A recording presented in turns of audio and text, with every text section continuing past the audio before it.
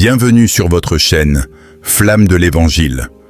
Ce soir, ou peut-être en ce moment précis où vous nous écoutez, vous vous sentez peut-être comme une mèche qui s'éteint. Le poids du monde, les échecs répétitifs et le silence de Dieu vous pèsent. Mais rappelez-vous, c'est dans l'obscurité la plus totale que la moindre étincelle devient un phare. La résilience spirituelle n'est pas l'absence de souffrance, c'est la capacité de brûler malgré le vent.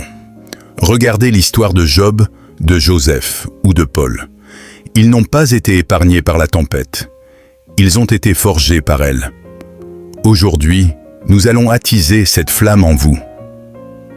Pourquoi êtes-vous ici? Ce n'est pas un algorithme qui vous a conduit vers cette vidéo, c'est un rendez-vous divin. Dieu veut restaurer votre capacité à espérer. Le monde vous dit d'abandonner, mais l'Esprit vous murmure de persévérer. Sur Flamme de l'Évangile, nous croyons que chaque épreuve est un bois sec que Dieu utilise pour augmenter la chaleur de votre témoignage. Si vous vous sentez brisé, sachez que le potier ne jette jamais l'argile, il la remodèle. Abonnez-vous maintenant si vous sentez que votre âme a besoin de ce feu, car ce qui va suivre va transformer votre vision du combat.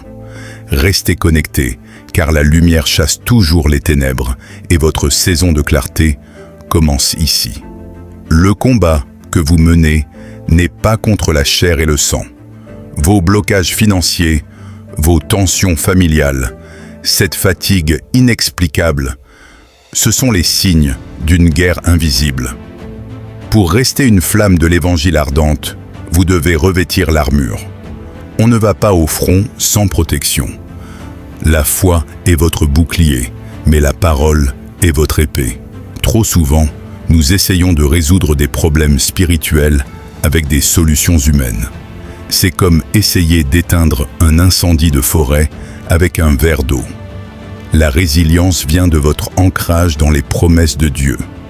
Quand l'ennemi envoie des flèches de doute, votre flamme doit être nourrie par la prière constante.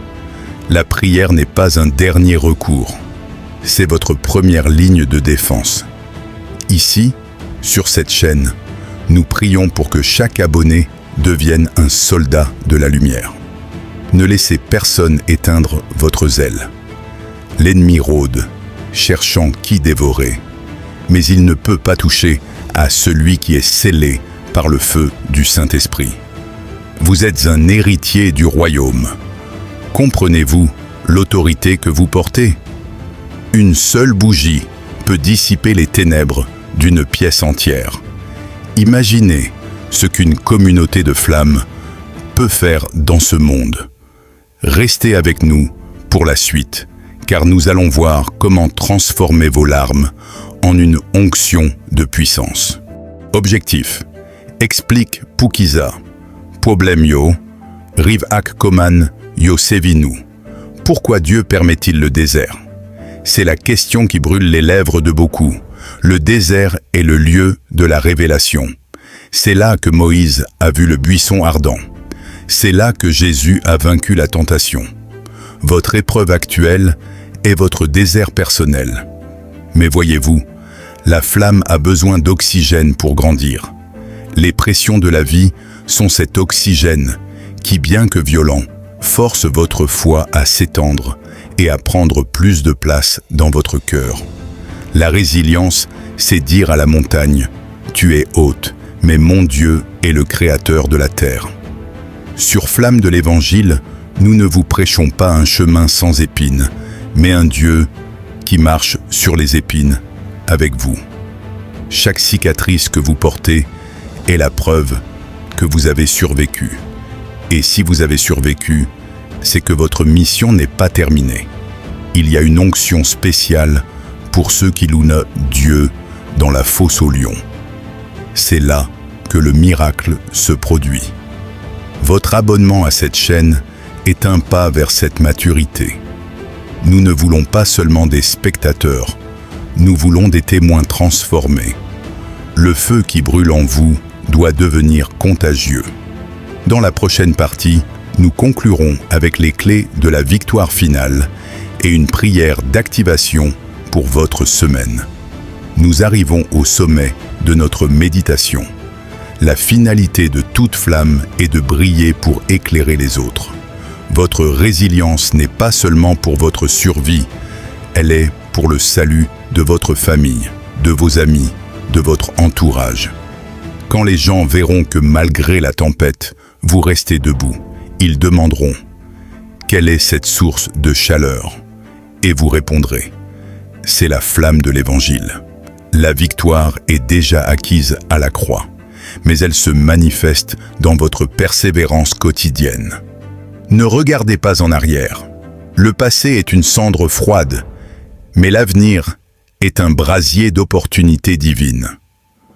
En terminant ce message, je veux que vous preniez une décision, celle de ne plus jamais laisser les circonstances dicter votre joie.